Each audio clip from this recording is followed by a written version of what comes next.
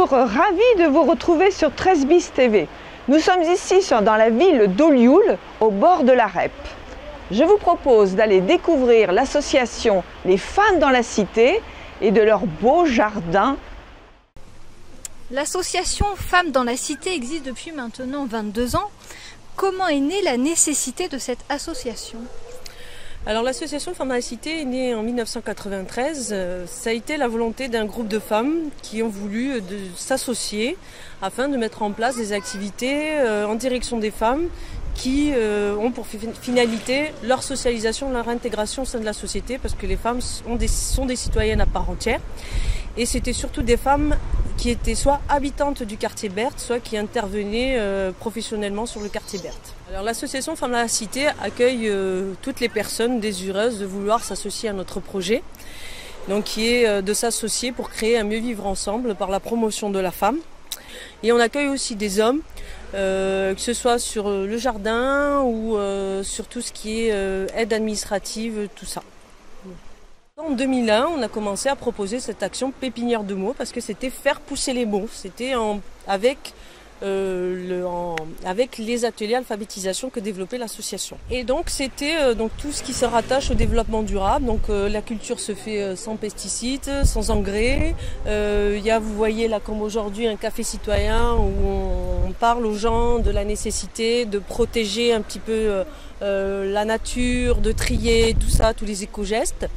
Et donc un petit peu le jardin aujourd'hui a cet objectif-là nouveau depuis 2010 qui touche au développement durable. Donc ce jardin est un lieu d'échange, un moyen aussi d'apprendre, mais quelles sont aussi les autres finalités de ce jardin ? Alors c'est vrai qu'on avait une finalité dans l'un des aspects que l'on développe dans notre projet, c'est le développement d'une économie solidaire. En 2001, l'association Femmes dans la Cité a permis la création d'une entreprise d'insertion qui est le Petit Prince de la Seine-sur-Mer. Et il est vrai qu'on a toujours l'idée, mais encore faut-il avoir les moyens, qu'on puisse développer le travail de la terre, permettre à des personnes d'acquérir un métier, une expérience dans le secteur justement agricole. Mais c'est toujours, on développe petit à petit. C'est toujours en fonction des moyens. Mais c'est vrai que c'est une finalité qu'un jour on souhaiterait peut-être atteindre. À l'occasion de la quinzaine des arts asiatiques, la place Perrin s'est transformée en place aux cerisiers. Beaucoup de partenaires se sont joints à cette belle journée. Je vous propose un retour en images.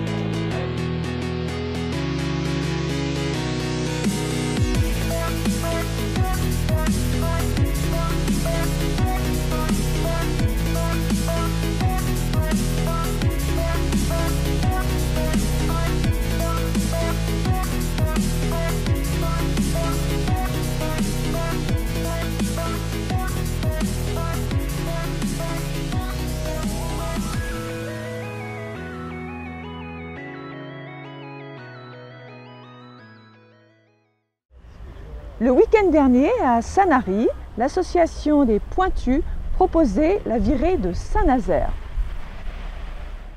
Alors la virée de Saint-Nazaire, on a recréé ça en 2007, au 100e anniversaire de la mort de Michel Pacha, qui est un ancien maire de Sanary. Et il avait créé en 1860 ce qu'on appelle les régates de Saint-Nazaire. Et donc les bateaux se battent sur un circuit qui date de cette époque-là.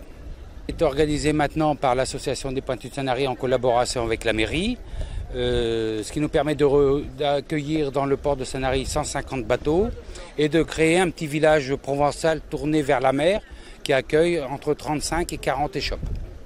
L'association des Pointus engage une trentaine de bénévoles, chacun dans son domaine de compétences, et on organise un petit peu cette fête dans un grand moment de convivialité, parce que c'est ce qui est important pour nous.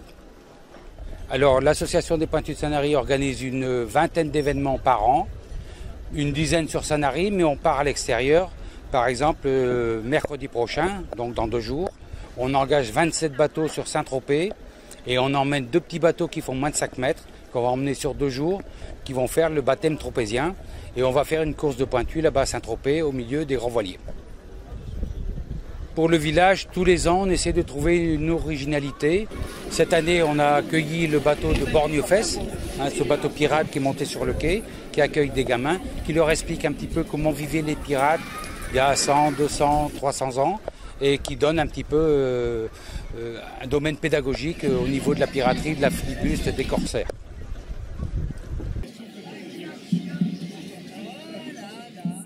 En hiver, lune descendante, hors sève. Ah, la lune, elle a un... Ah oui, oui, pour la coupe du bois, je peux vous dire que ça a un sens. J'ai farfouillé un bon moment pour aller chercher la balle. J'ai sorti la balle et après, j'y suis retourné pour aller chercher les petits bouts de tissu. Parce que, ou alors j'avais peut-être les bras nus, mais si j'étais habillé, j'ai du tissu. Il faut farfouiller, mais faire la différence entre les... Alors le gars devait avoir un peu mal, oui. Et voilà, notre hebdo est terminé, et oui déjà, mais bien sûr nous retrouverons la semaine prochaine pour d'autres rencontres, d'autres reportages avec grand plaisir. À bientôt!